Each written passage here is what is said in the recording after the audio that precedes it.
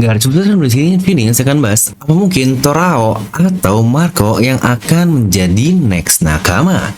Nah, mari tanpa basa-basi lagi kita langsung saja wadaw.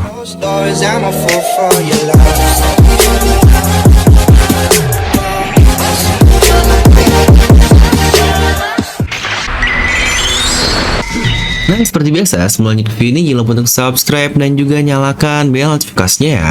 Karena kalian tidak akan tertinggal informasi menarik seputar One Piece hanya di channel Devil Nomi.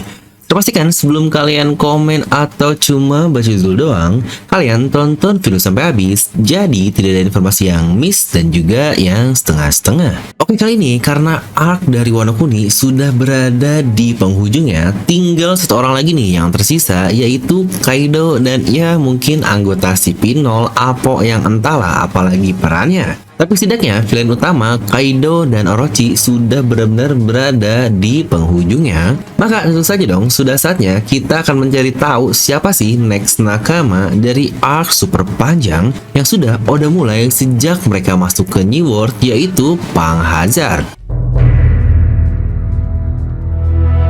Nah, dimana seperti yang kita tahu, jika kru dari Luffy ini hampir mempunyai pola yang serupa tiap rekrutannya. Atau jika kita hitung di East Blue dimulai dari kelima orang utama, yaitu Luffy, Zoro, Sanji, Nami, dan Usopp, dimana Luffy merekrut 4 orang di East Blue. Dimana di Grand Line ada beberapa pihak juga yang masuk, dan itu adalah Vivi, Chopper, Robin, Franky, dan Bro. Tapi seperti yang kita tahu juga, Vivi harus berhenti menjadi bajak laut karena dia ini sebagai putri kerajaan. Tapi ingat janji di akhir Alabasta dengan lambang X yang menurut saya sangat luar biasa. Dan dari situ juga Vivi tidak pernah terhilangkan statusnya sebagai kru dari topi jerami. Ya, dia hanyalah off sementara saja. Dan bahasan mengenai Vivi mungkin akan saya bahas di video terpisah ya. Yang berarti total ada 4 orang lain selain Luffy yang direkrut di Grand Line, lagi-lagi tanpa Vivi jika dihitung. Dimana selanjutnya adalah New World yang jika sejauh ini cerita berjalan baru 1 orang saja yang resmi menjadi bagian dari kru Luffy, dan itu adalah Jinbei, seseorang yang memang sangat luar biasa yang pas juga kan join di tempat luar biasa alias New World. Tapi kita juga tahu Luffy pun mendapatkan aliansi pertamanya di New World bersama dengan Torao atau Trafalgar Law. Itu pun untuk menuntaskan salah satu Yonkou yang masih in progress nih saat ini, dan itu adalah Kaido. Yang berarti jika kita lihat di pola yang sama, tiap lautan ada 4 nakama baru dan di New World ini baru ada 1. Berarti masih ada 3 slot lagi nih untuk nakama di New World ini, dan kira-kira siapa ya?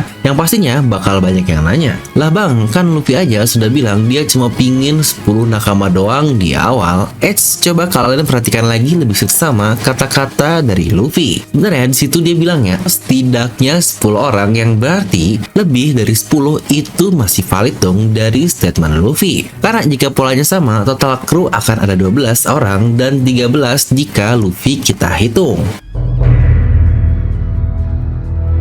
Nah, dimana untuk perekrutan pertama di New World saja, yaitu Jinbei, sudah berada di level yang sangat berbeda sekali. Karena seperti yang saya bilang berkali-kali juga, Jinbei di pre-time skip itu berada di level yang cukup jauh dengan Luffy. Setelah beberapa tahun sebelumnya juga, Jinbei ini bisa setara dengan S kan, yang lagi-lagi S pasti ada di atas Luffy pada saat itu. Maka dengan perekrutan Jinbei, bisa kita bilang standar dasar terkait kru yang harus direkrut harus lebih lemah itu sudah tidak ada. Atau batasan atas berapa kuat karakter untuk menjadi nakama dari Luffy tidak ada lagi boundary-nya. Dan di arc Onigashima ini kita lihat Jinbei yang sekuat apa, dan bahkan dia belum nemu orang yang sepadan untuk menjadi lawan tarungnya. Bahkan Wushu pun menurut saya, wah itu cukup jauh nih gap kekuatan di antara keduanya. Dimana di video ini pula saya tidak akan membahas terkait Yamato yang akan menjadi nakama, karena ya sudah pernah saya bahas lah beberapa kali di video terpisah. Yang saya pula cukup yakin jika Yamato akan menjadi the next nakama di Wano Kuni ini. Dengan kemampuan dia yang sangat luar biasa, bahkan dia pula terkonfirmasi punya Hausoku no Haki.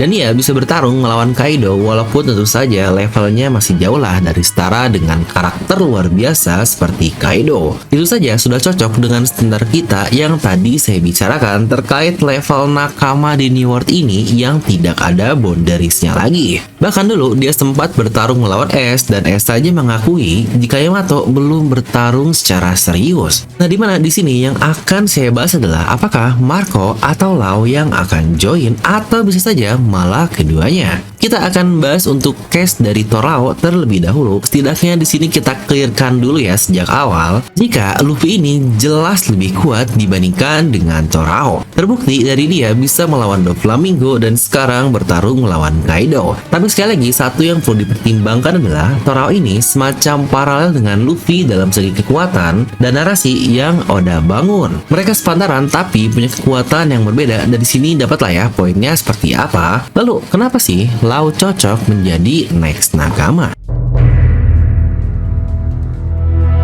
Nah, seperti yang kita tahu, Luffy berkali-kali menganggap Lau sebagai bagian dari krunya, dan kita juga tahu Lau termasuk seseorang yang berperan penting dalam keberlangsungan plot di serial ini. Atau secara kasar bisa kita bilang, tanpa Lau, Luffy tidak akan berada di jalur yang ada seperti sekarang. Bahkan ternyata kisah Lau masih ada lebih jauh lagi. Dia punya Will of the yang sama dengan Luffy dan namanya Trafalgar di Waterloo. Lalu apa sih impian Lau jika dia bergabung ke kru dari topi jerami ini? Ya, dia punya impian baru setelah berbicara dengan Robin, yaitu ingin mencari tahu apa arti dari namanya yang membuatnya memiliki takdir yang unik alias nama dari D tersebut. Lalu apakah dia punya masa lalu yang menyedihkan? Ya, tentu saja. Lau ini punya masa lalu dari Flea Fans yang menurut saya ini adalah masa lalu next level yang sangat menyedihkan dan kasihan banget nih Lau di masa mudanya. Cocoklah dengan masa lalu yang dihadapi bagian dari kru topi jerami yang lain.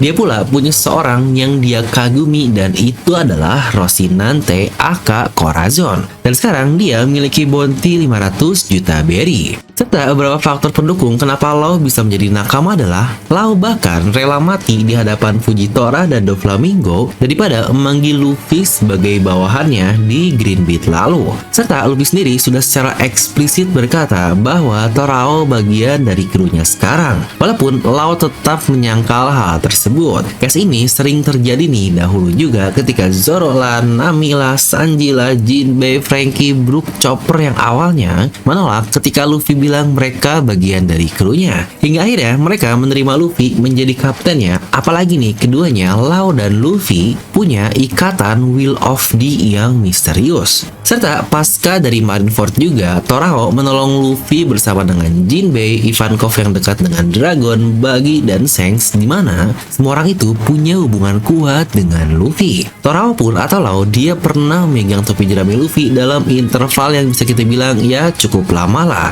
Beberapa orang yang pernah memegang topi Luffy adalah Ace, Zoro, Nami, Robin, Buggy, Shanks, Tama, dan Margaret. Ya, selain Margaret, sisanya punya hubungan dekat dengan Luffy lah. Serta momen Torao menolong Bellamy ini mirip sekali dengan momen Zoro ketika menolong Smoker di Alabasta dahulu. Bahkan itu berada di paralel yang serupa antara Dressrosa dan Alabasta juga kan. Torao pun dia memilih akan mati bersama Luffy jika dia kalah melawan Doflamingo. Ingat, padahal dia seorang kapten juga loh, tapi dia memiliki kepercayaan yang luar biasa kepada kapten kita ini. Ingat, kepercayaan luar biasa dalam tanda kutip, padahal Torao bukan bagian dari kru Luffy. Luffy pun menolong semua kru dari kebimbangan dan kegalauannya. Sama seperti Luffy menolong Torao dari Doflamingo dan masa lalunya tentu saja Corazon. Luffy pula membereskan pertarungan Lau yang layaknya Luffy menolong kru topi jerami yang lain, yaitu tetaplah melawan Doflamingo ini.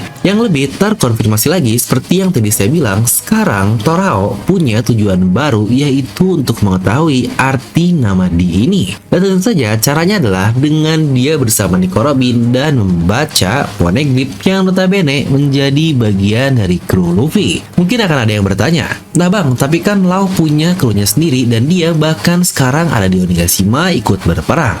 Yakin nih itu menjadi faktor penting untuk menolak bagian dari nakama. Coba kita lihat mundur dulu. Jinbei bahkan kapten dari Sign Pirates loh, dan dia meminta langsung ke krunya untuk ikut dengan Luffy. Kru di New World baru, dan ini bisa terjadi kepada Torao juga. Atau bahkan Franky, dulunya dia bos dari keluarga Franky. Usopp saja seorang kapten dari bajak laut Usopp laptop walaupun ya isinya bocah lah. Zoro pula dia pernah minta untuk menjadi kapten ketika melawan Barakue Works. Jadi tidak ada alasan Lau menolak hanya karena dia sudah mempunyai kru sendiri. Dan dengan standar yang tadi kita tetapkan di New World, Torao bisa menjadi karakter yang pas sekali untuk menjadi krunya. Apalagi dia sudah bisa awakening dan bisa menumbangkan dalam tanda kutip seorang Yonkou, yaitu pun tag team dengan Eustaskin. Ingat saya pakai tanda kutip ya, karena mereka tidak benar-benar mengalahkan Big Mom, hanya mengeliminasinya saja dari Onigashima ini.